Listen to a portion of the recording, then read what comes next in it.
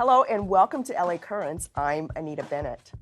A Freedom Festival, conversations on Black history, and health and wellness events. That's all been part of the African American Heritage Month celebrations here in the city of Los Angeles. Now joining us to talk about these celebrations, we have three council members with us. Councilmember Curren Price, Councilmember Marqueece Harris-Dawson, and Councilmember Heather Hutt.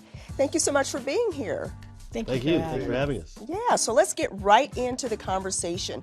What are some of the African American Heritage Month celebrations happening in the city? Well, we're doing a whole range of activities. We've done some things in city council chambers.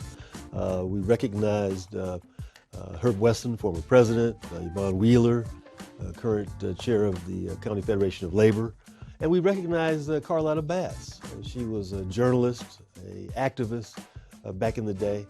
We're proud to salute her for her significance and for the contribution she made, not only in journalism, but in activism. That's nice. And what about you? What's happening in your district? We're doing like a hybrid, right? So Black History Month, Women's History Month, a conversation with Black women about a financial action plan. And all of us are celebrating the Pan-African Film Festival mostly at Magic Johnson Theaters, but throughout the city of Los Angeles, there are events all over. This is the biggest African film festival that there is anywhere on the planet. And so it's here in Los Angeles. There's a host of events, literally dozens of events that happen connected to Pan-African Film Festival, which all three of us sponsor. Wow. You know, the White House first recognized Black History Month back in the 1970s, almost 50 years ago, President Gerald Ford. Why is it important that we still recognize this month? It's our identity. Los Angeles Black history is about seeing ourselves, seeing what we can do, and making sure that our children self-esteem is intact so that they know that they can be contributors also to what happens in Black history, to what happens in their community. But actually, as Black folks, we celebrate every day. All the time, yes. And, you know, and while we certainly are celebrating it, and it's important for Black folks, it's also important for other folks to know what our contributions have been. You know, and so it's a way for us to tell our story, to share our story, to celebrate it, but to educate others as well. You know, one of the exciting things about Los Angeles is that Black history isn't the domain of just Black people or the responsibility of only Black people. So, you know, this weekend in the Valley, Councilwoman Monica Rodriguez is recognizing an African-American Little League team that won the championship in the 70s, an all-Black team out of Pacoima. Councilmember John Lee is having an oral and visual history of African Americans in the San Fernando Valley. And down in the harbor at San Pedro, Councilmember McCosker just made one of the prominent intersections there NAACP Square, because the city of San Pedro had a very strong, and still has a very strong, NAACP chapter. And so you see all across our city, there's a story to tell, and folks are telling it, be they African American like us and any other racial group. What does it mean now to have Karen Bass in the mayor's office? Well, you know, it's talk about joy. That was a joyful night for me to see her leadership get recognized on such a large scale. And also, I knew Karen well enough to know that Karen is what the city needed at this moment. Because now we're in a situation where the person who's best for the job doesn't have to be the right gender, the right race, from the right neighborhood. This is a working class Black woman from South Central LA, but she is the best for the job and the people sent her to the mayor's office. The night she won, there was so much hope. Like, you could just actually feel hopeful that things were going to change and that we were going to get things done. And grassroots people realized that their vote was their voice, because they beat $100 million. Yes. $100 million. That's right. And that's encouraging when folks have voter fatigue and they don't really think their vote matters. But look at what it did. Their vote really matters. And it is their power. And as Councilman Dawson pointed out, that she was a known quantity. You know, people knew what she could do, and she did it at the local level. She did it at the state level. I had the honor of serving with her in the legislature, and then when she went on to Congress, and she was the same Karen, down to earth, basic, collaborative, and that style of leadership is exactly what we needed at this time, and we're just glad she's there. Incredible.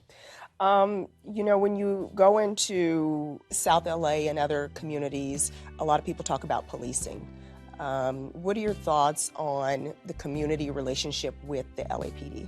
I frankly think that's the future of policing, because that's relationship-based policing. It's based on I'm the officer, but I'm accountable to this neighborhood. This neighborhood knows my name, they have my cell phone, and they understand that I answer to them. You know, you get stopped by an officer and that person might be from Oklahoma and have no idea what neighborhood they're in, who they're talking to, so they can't tell me from the bad guy. That's you know what I mean? I was in Newton yesterday. One of our sergeants was retiring. And it was just so heartwarming to see the community folks who came up to say, you know, hey man, we really appreciate what you've been doing, blah, blah, blah. We didn't get along at first. You know, in fact, 10 years ago, you were arresting me, you know, and now we're friends. But now we're friends. And we understand what's going on and blah, blah, blah. And so that has really made the policing, the community-based policing program work. Because people are in it, believe it, and they're acting on it. So, and it is making a difference. So we're seeing a reimagination of law enforcement. We, as a team, will certainly be asking for more. I personally would like to see implicit bias training as a part of their training, just like they got to jump over a wall. They have to have a better vision of all the complexities of the tapestry we call Los Angeles. And that will help us build a better society, right? I probably, as an elected official in California, got more black sons than anybody in the whole state. That's probably right, And so my biggest fear every single day is, are they gonna get stopped for their hair? Are they going to get stopped because the windows have too much tint? Are they going to get stopped because they're running to something? And then I have to worry backwards from that. I got one kid that won't even drive. He's 34, he'll catch a whatever because he's had his nose to the ground for no apparent reason. Exactly. So he just won't even drive. Who's picking me up? I'll catch up something, but he's not.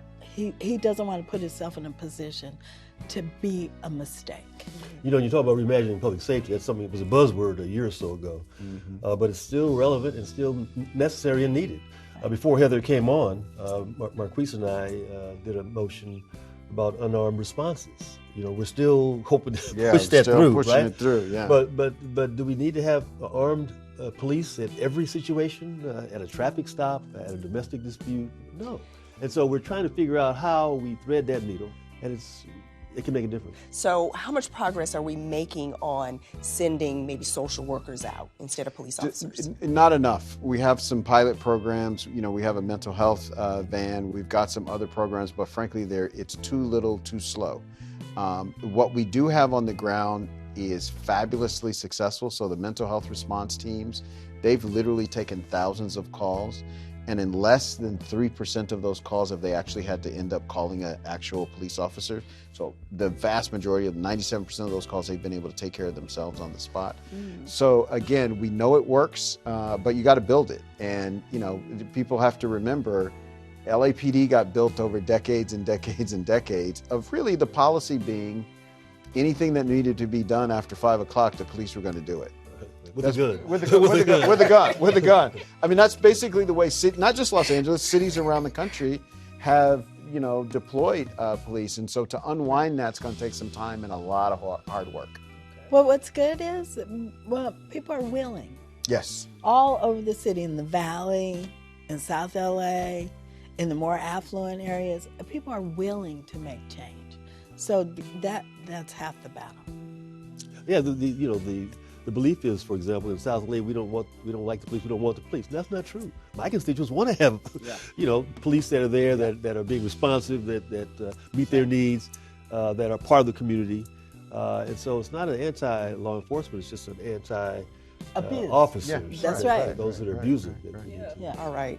Well, this has been a lively conversation. Thank you all so much for coming in. Councilman Curren Price, Councilmember Marqueece Harris-Dawson, and Councilmember Heather Hutt. And I am Anita Bennett. Thank you so much for watching LA Currents. Have a great day.